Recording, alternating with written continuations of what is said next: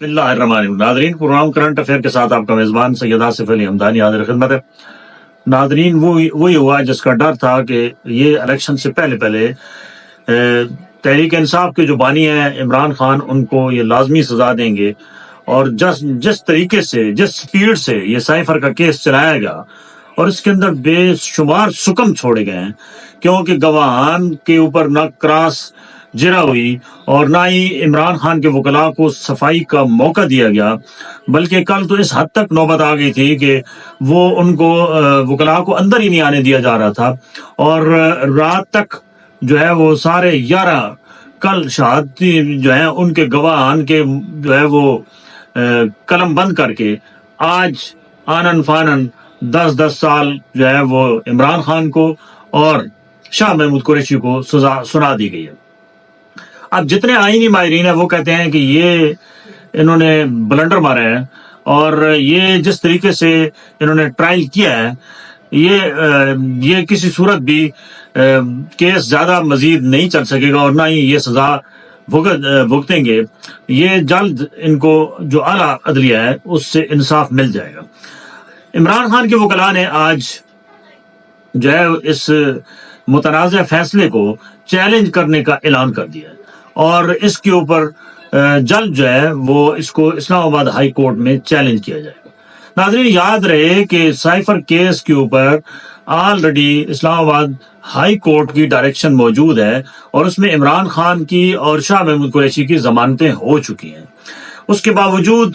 जो है वो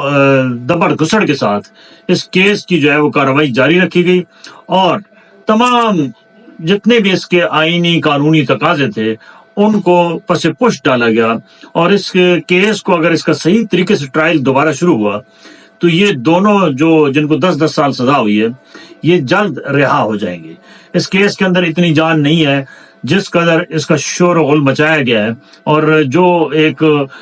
समझ लो कि गफलत में और उजलत में एक बड़ा जो है वो गलती की गई है कि इस केस का प्रॉपर ट्रायल नहीं किया गया और इसका सजा सुना दी गई। इस सजा के बाद ये तो तय हो चुका था कि इस इलेक्शन में इमरान खान नहीं होगा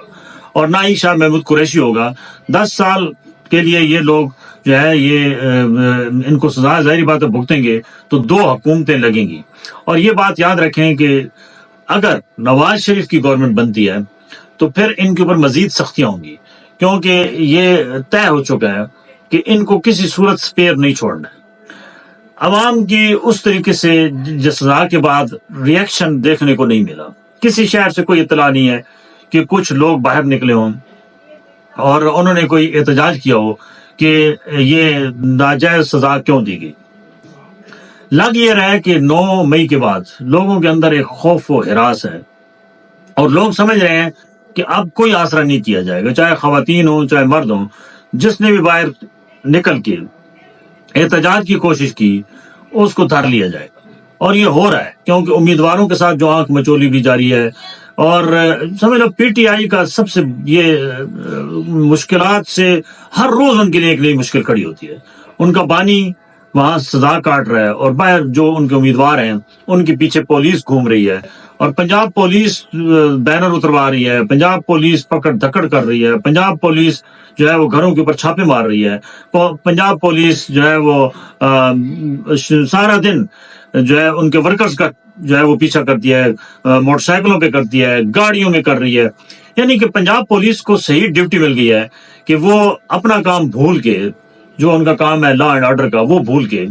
वो इस वक्त सिर्फ और सिर्फ तमाम पुलिस की मशीनरी जो है वो पीटीआई के वर्कर्स को, पीटीआई के उम्मीदवारों को जो है वो पकड़ने पे लगी हुई है और इसके कोई असरात अच्छे आने वाले दिनों में नहीं होंगे। जाहिर बात है, जिस घर से आप कोई किसी शख्स को बेगुनाह उठाएंगे वहां नफरत बढ़ेगी, वहां जो है वो इश्तियाल आएगा। और ये बात भी याद रखें कि हमारा मुआशरा जो है वो इंतशार की तरफ जा रहा है। ये हमारी जो कौमी जितनी भी वो है विरसा है वो बुरी तरह मुतासिर हो रहा है, हमारी सकाफत बुरी तरह मुतासिर हो रही है और हमारी नौजवान नस्ल के अंदर जो है वो अदम बर्दाश्त पैदा किया जा रहा है। और जाहिर बात है, आप किसी की बहन को उठाएंगे کسی کی ماں کو اٹھائیں گے، کسی کے بھائی کو اٹھائیں گے، کسی کے والد کو اٹھائیں گے، تو اس گھر میں تو کوہرام مچنا ہی مچنا ہے کہ ان کا جرم کوئی نہیں ہے، اور جب وہ پکڑے جاتے ہیں تو ان کے اوپر جرائم کے انبار لگا دیے جاتے ہیں۔ یہ پاکستان کی تاریخ میں پہلی مرتبہ ہو رہا ہے۔ پہلے یہ ہوتا تھا کہ چند ایک جو سرکردہ پارٹی کے رہنما ہوتے تھے ان کو جیلوں میں ڈالا جاتا تھا، ان کو سزائیں دی جاتی تھیں، ڈکٹیٹرشپ کے اندر بھی اور سویلین جو آپ کی جمہوریت ہے اس کے اندر بھی۔ لیکن یہ پہلی دفعہ ہو رہا ہے کہ اتنی باریکی کے ساتھ، اور اب تو کھل کے ہر ایک زبان پہ ہے کہ یہ کون سی قوت ہے یہ جو سارے کام کروا رہی ہے۔ عدالتیں بھی رات 11 بجے تک لگا رہی ہے، پھر فیصلے بھی لکھوا رہی ہے، پھر سزائیں بھی دلوا رہی ہے، پھر ہر جگہ پہ پکڑوا رہی ہے۔ تو یہ تو جتنی طاقتور یہ قوتیں ہیں وہ بے نقاب ہو رہی ہیں۔ اور میں بار بار کہہ رہا ہوں کہ یہ الیکشن انتہائی متنازع ترین، تاریخ کے متنازع ترین الیکشن ہوں گے، اور ان کو کوئی عام آپ ووٹر جو ہے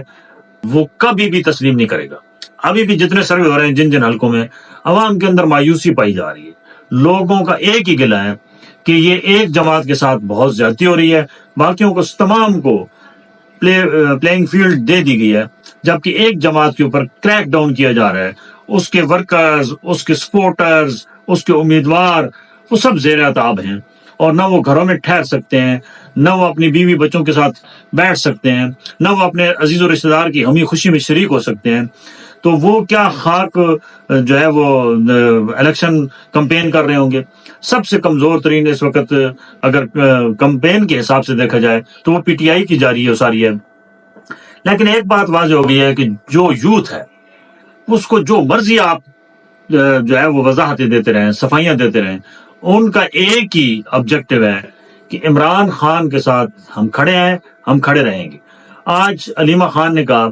کہ ہمارا کوئی کسی سے، ہمیں سب دنیا دیکھ رہی ہے کہ یہاں انصاف کیسے دیا جا رہا ہے، اور انہوں نے کہا کہ ہمیں تو پہلے دن سے شک تھا کہ کوئی انصاف نہیں مل رہا ہے۔ جس طریقے سے ججز کی باڈی لینگویج ہے، اور جس طریقے سے وہ کہتی ہیں ہمیں اندر وہ حقارت کی نظر سے دیکھتے تھے، اور ہمیں جو ہے وہ ہمارے اوپر جو ہے وہ غصہ کرتے تھے، تو وہ کہتی ہیں کہ میں نے تو واضح طور پہ کہہ دیا تھا کہ انصاف ملنے کا 1% بھی چانس نہیں۔ اب انہوں نے کہا ہے کہ ہم اس کو نہ صرف چیلنج کریں گے، بلکہ انہوں نے تمام پورے پاکستانی قوم سے اپیل کیا ہے کہ عمران خان کے اگر آپ خیر خواہ ہیں تو آپ کہیں پہ بھی احتجاج کے لیے نہ نکلیں، آپ صرف اور صرف 8 مارچ کو جو ہے وہ باہر نکلیں گھروں سے، پولنگ اسٹیشنوں پہ جائیں، اور اپنا انتقام اپنے قیمتی ووٹ سے لیں، اور عمران خان کے جتنے لوگ یہاں کھڑے ہیں پورے پاکستان میں، آپ ان کو ووٹ کاسٹ کریں تاکہ آپ جو ہے وہ بدلہ لے سکیں اس ظلم کا جو اس وقت جاری و ساری ہے۔ ناظرین، یہ بہت مشکل کام ہے، کیونکہ نہیں لگ رہا ہے کہ تحریک انصاف کے پاس اتنی سیٹیں ہوں گی کہ وہ حکومت بنا پائے گی۔ کے پی کے اندر چانس ہیں، لیکن باقی پنجاب، سندھ میں تو بالکل کوئی چانس نہیں ہے، بلوچستان میں کوئی چانس نہیں ہے، وفاق میں کوئی چانس نہیں ہے۔ اگر چانس ہے تو صرف اور صرف کے پی کے میں ہے۔ تو باقی اگر 3 صوبے کے پی کے میں بھی اگر یہ حکومت بنا لیں تو عمران خان کو کافی جو ہے وہ اس سے ریلیف مل سکتا ہے۔ لیکن ریلیف ابھی آگے بہت ساری ریلیف کی جگہ پہ تکلیف آ رہی ہے، کیونکہ سائفر کے بعد آج ہی ایک فیصلہ آنے کے بعد توشہ خانہ کا کیس کھل گیا، وہ کھلا ہوا ہے، اور اس کے اوپر بھی آج شام تک